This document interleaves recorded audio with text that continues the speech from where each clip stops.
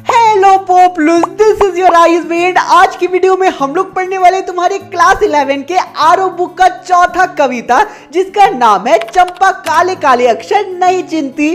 चिंती का मतलब क्या होता है? उसका मतलब होता है पहचानना। तो चंपा जो 16-17 साल की लड़की है, वो किताब में लिखे हुए काले अक्षरों को नहीं पहचान पाती है, या कह सकते हो कि वो पढ़ी लिखी नहीं है। तो यार ये जो कविता है ना, वो ट्रस्ट में बहुत ही ज्यादा इजी है। वीडियो को एंड तक देखोगे तो इस कविता से लेके आओगे फुल मार्क्स, जो कि मेरा काम है दिलवाना तुम लोगों को। तुम्हारा काम क्या है तुम लोगों को पता ही होगा। चैनल को सब्सक्राइब कर देना, वीडियो को लाइक करना और इंस्टा पे फॉलो कर लेना। साथ ही मैं वीडियो के एंड में कुछ इंपॉर्टेंट क्वेश्चंस भी देने वाला हूं, जिसे तुम लोग गलती से भी मिस नहीं कर सकते हो। तो वीडियो के एंड तक तो जरूर देखना। तो यार आराम से चुकू मुकू बैठो एंड आज की 3D एनिमेटेड वीडियो का मजा लो। और सबसे पहले मैं तुम लोगों को मिलवाना चाहूंगा इस पार्ट के इंपॉर्टेंट कैरेक्टर से। वो कौन है उनसे तुम खुद मिलो। नमस्ते बच्चों, मैं त्रिलोचन हूँ, तुम्हारे इस कविता का कवि। इस कविता में मैंने चंपा नाम की लड़की के बारे में बताया है, जो अक्सर मेरे घर आती जाती रहती थी। उसे पढ़ना लिखना बहुत बेकार काम लगता है, इसलिए मैं कविता में उसे प्रेरित करता हूँ कि पढ़ाई लिखाई कर लो। तो क्या आखिर वो मेरी बात सुनती है कि नहीं, उसे तो तुम्हें जानने के लिए कविता को पूरा पढ़ना होगा। तो यार तुम लोग मुझे नहीं ना भूल गए, मुझे भूलोगे तो कविता कैसे समझोगे। मैं हूँ तुम्हारा one and only Kavita Tailor भैया, जो तुम लोगों को इस कविता को बहुत ही अच्छे तरीके से समझाएगा।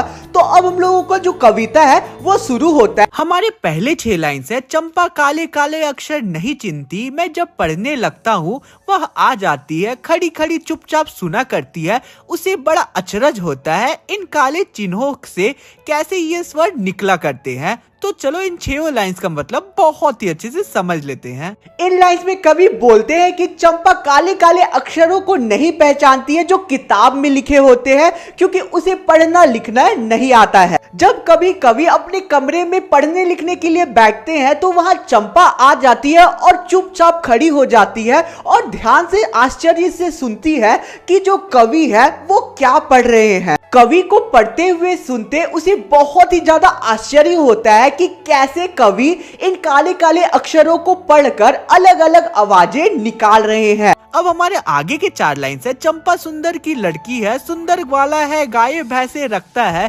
चंपा चौपायों को लेकर चारवाही करने जाती है।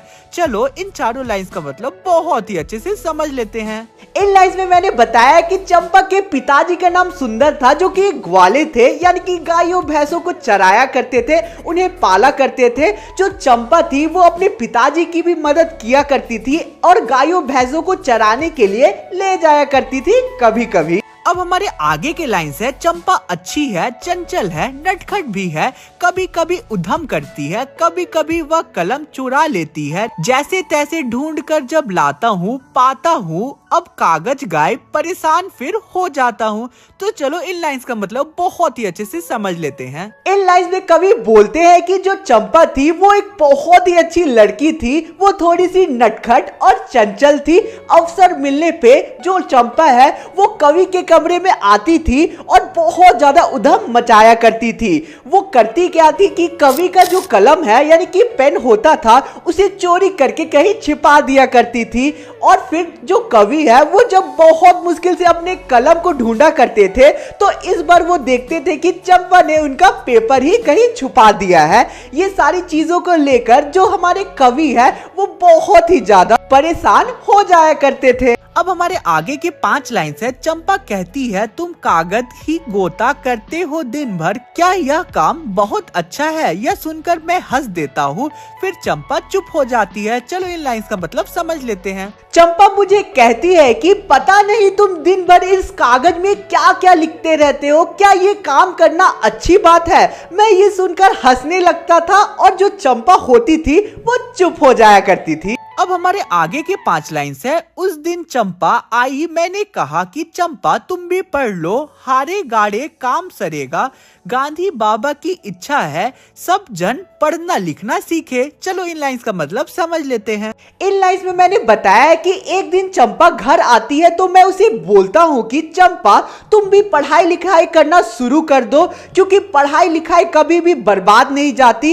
इससे मुश्किल समय में बहुत ही ज्यादा मदद मिलती है। मैं मैं चंपा को आगे बोलता हूँ कि गांधी जी की इच्छा थी कि भारत के सभी लोग पढ़ना लिखना सीख जाए, और मैं गांधी जी का उदाहरण इसलिए देता हूँ क्योंकि चंपा के नजर में जो गांधी जी थे वो बहुत ही अच्छे व्यक्ति थे। अब हमारा नेक्स्ट पैराग्राफ है। चंपा ने यह कहा कि मैं तो नहीं पढ़ूंगी, तुम तो कहते थे गांधी बाबा अच्छे हैं, वे पढ़ने लिखने की कैसे बात कहेंगे, मैं तो नहीं पढ़ूंगी। चलो इन लाइन्स का मतलब समझ लेते हैं। इन लाइन्स में चंपा कहती है कि मैं नहीं पढ़ूंगी, तुमने तो कहा था कि गांधी बाबा अच्छे इंसान है, तो वो पढ़ने लिखने को आखिर क्यों कहेंगे, मैं नहीं पढ़ने वाली। ऐसा चंपा कहती है क्योंकि उसके अकॉर्डिंग पढ़ना लिखना एक खराब काम था।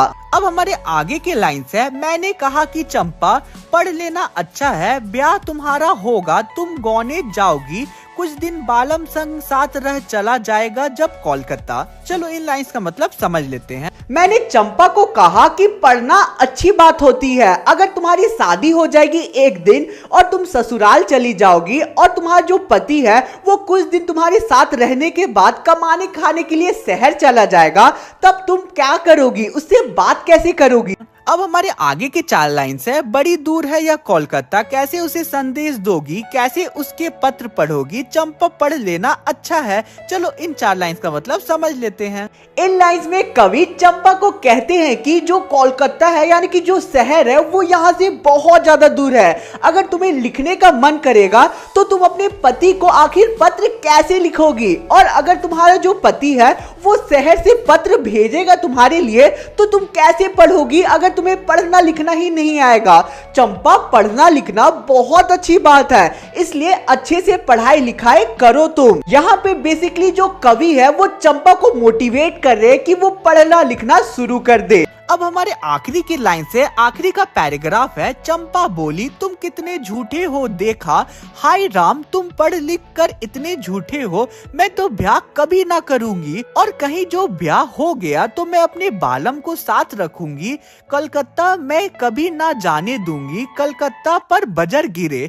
तो अब चलो इन लाइन्स का मतलब बहुत ही अच्छे से समझ लेते हैं। चंपा अब मुझे अचानक से बोलती है कि तुम कितने बड़े झूठे हो, हाय राम आखिर पढ़ने लिखने के बाद भी तुम इतनी झूठ कैसे बोल लेते हो, मैं तो कभी शादी ही नहीं करूंगी, और अगर कर भी लेती हूँ तो अपने पति को हमेशा साथ रखूंगी और उसे शहर कभी नहीं जाने दूंगी, मैं उसे अपने से दूर कभी नहीं जाने दूंगी। भगवान करे कोलकाता खत्म हो जाए, यानी कि ये जो शहर है ये खत्म हो जाए, ताकि मेरा जो पति है वो बाहर कभी जा ही नहीं पाए। तो यार इसी के साथ आज का हमारा पूरा वीडियो बहुत ही अच्छे से कंप्लीट होता है। अब तुम्हारे स्क्रीन पे इंपॉर्टेंट क्वेश्चंस आ रहे हैं, ये क्वेश्चन एग्जाम के पर्सपेक्टिव से इंपॉर्टेंट हो सकते हैं, इसलिए आंसर भी ले लेना, वो टेलीग्राम ग्रुप में मिल जाएगा। ऑलरेडी बहुत सारे स्टूडेंट्स ने ज्वाइन कर रखा है, तुम लोग भी जल्दी से ज्वाइन कर लो, लिंक डिस्क्रिप्शन में मिल जाएगा। साथ ही में इंस्टा पे भी फॉलो कर लेना, वहां तुम लोग पर्सनली मुझसे कनेक्टेड रह सकते हो, इवन मुझसे बात भी कर सकते हो, और चैनल पे नए हो तो सब्सक्राइब जरूर करना।